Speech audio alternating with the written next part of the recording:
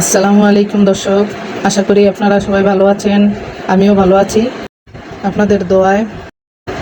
আপনাদেরকে কি দেখাবো জানেন? আজ দেখাবো দাম্মামের আল হাসাতের লাইলি মজনু পাহাড়। আমরা অনেকেই নাম শুনেছি লাইলি মজনু পাহাড়। সেই লাইলি মজনু পাহাড় দেখাবো। দাম্মামে আল হাসাতে ওনাদের পাহাড় অবস্থিত। এটা লাইলি মজনু পাহাড় হিসাবে বিশেষভাবে পরিচিত। ভিতরে দেখার মতো তেমন কিছু নাই, দেখতে পার্কের মতো দেখা যায়। যারা লাইলি মজনুর পাহাড় দেখেন নাই তারা বিকেলে বাচ্চাদের নিয়ে দাম্মামের লাইলি মজনু পাহাড়ে ঘুরতে যাবেন। আর যারা সৌদি আরবের বাইরে আছেন তারা একটু লম্বা সময় বের করে বাচ্চাদের ঘুরতে নিয়ে যাবেন। এতে করে বাচ্চাদের মনও ভালো থাকে এবং ইতিহাসও জানবে। এই যে দেখেন আমাদের ছোট্ট বাচ্চাগুলো কিভাবে ছোটাছুটি করছে।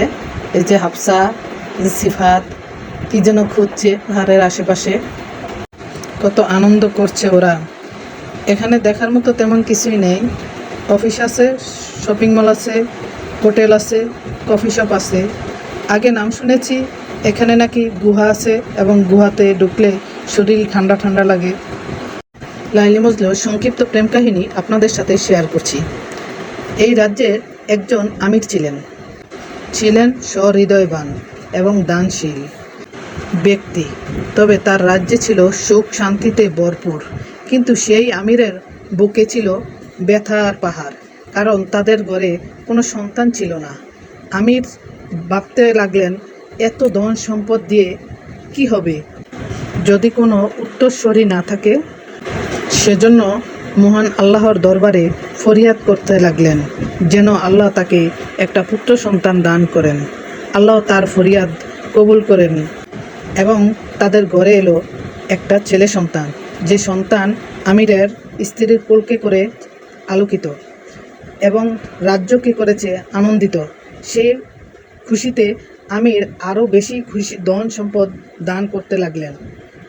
ছেলেটির বয়স যখন 15 হলো, তার নাম রাখা হলো কায়েস। ছেলেটি তার আস্তে আস্তে বড় হতে লাগলো। যখন ছেলেটির বয়স 7 বছর তখন তাকে মাদ্রাসায় ভর্তি করানো হলো। ছেলেটির পড়ালেখায় ছিল অনেক ভালো। তখনকার আমলে মাদ্রাসায় ছেলে মেয়ে একসাথে পড়তো। একদিন কায়েস মাদ্রাসায় যায়। হঠাৎ একদিন লাইলির সাথে দেখা হলো। প্রথম যখন লাইলির সাথে দেখা হলো তখন লাইলির জন্য পাগল হয়ে গেল, কারণ লাইলি ছিল অনেক সুন্দরী। তাই কায়েস লাইলির প্রেমে পাগল হয়ে গেল। তখন কায়েসের বয়স ছিল 10 এবং লাইলির বয়স ছিল ঠিক সেম। সেই তখন থেকে লাইলির প্রেমের বিভিন্ন কবিতা লিখতে লাগলো। এক পর্যায়ে এমন হয়ে গেল, কায়েসের সবাই মজনুম বলে ডাকত। মজনুম আরবি শব্দ, যার অর্থ হলো পাগল। আমরা যাকে মজনুম বলে চিনি তার নাম হলো কায়েস। কায়েস এত যে দেওয়ানা ছিল, তারা তার নাম ডাকেনি, তাকে মজনুম বলে ডাকত। একদিন মজনুর বাবা লাইলির বাবার কাছে বিয়ের প্রস্তাব পাঠান, কিন্তু লাইলির বাবা বিয়ের প্রস্তাব ফিরিয়ে দেন।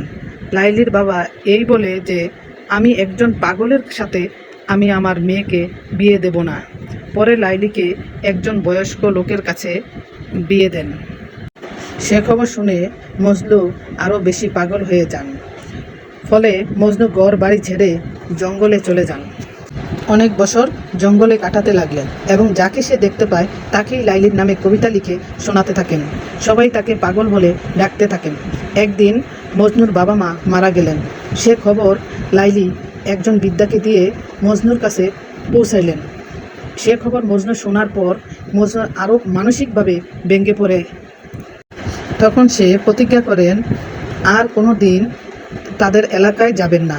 কিছুদিন পর যে লোকের সাথে লাইলির বিয়ে হলো, সে লোকটি মারা গেল। তখন লাইলি ভাবতে লাগলো, হয়তো তাদের অমর প্রেমের মিলন হতে যাচ্ছে। কিন্তু তখনকার আমলের যে বেদুইন গোত্রের যে নিয়ম ছিল, যদি কারো হাজব্যান্ড মারা যায় তখন তাকে 2 বছর ঘরের মধ্যে থাকতে হবে। 2 বছরের মধ্যে কাউকে বিয়ে করতে পারবে না। তখন লাইলি আরও বেশি চিন্তা করতে লাগলেন মজনুর জন্য। মজনু যেমন লাইলির জন্য পাগল ছিলেন, তেমনি লাইলিও মজনুর জন্য পাগল ছিলেন। লাইলি সে চিন্তায় ভাবতে ভাবতে লাইলিও মারা যান।